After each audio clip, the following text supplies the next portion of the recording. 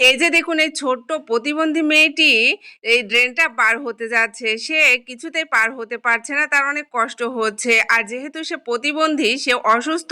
দেখুন কত কষ্ট করে ড্রেনটা পার হওয়ার চেষ্টা করতেছে। এক পর্যায়ে দেখুন সে ড্রেনটা পার হলো।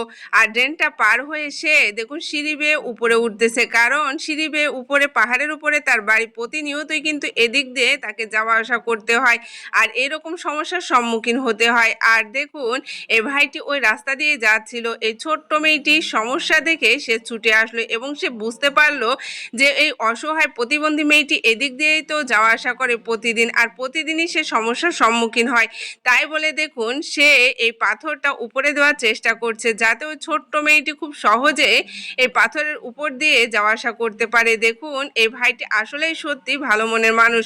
ভালো মানুষ না হলে এরকম কাজ কিন্তু সবার পক্ষে সম্ভব হয় না।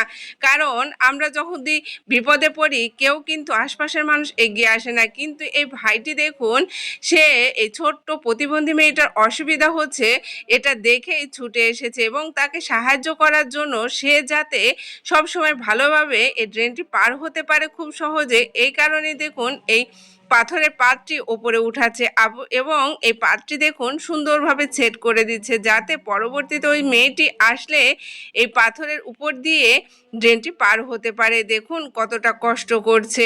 এই ভাইটি আসলেই মানবিক কাজ করলো। এই ভাইটির মানবিক কাজ যদি আপনাদের ভালো লেগে থাকে, অবশ্যই ভিডিওটা বেশি বেশি শেয়ার করে দিবেন। এই ভাইটির কাছ থেকে আমাদের অনেক কিছু শেখার আছে।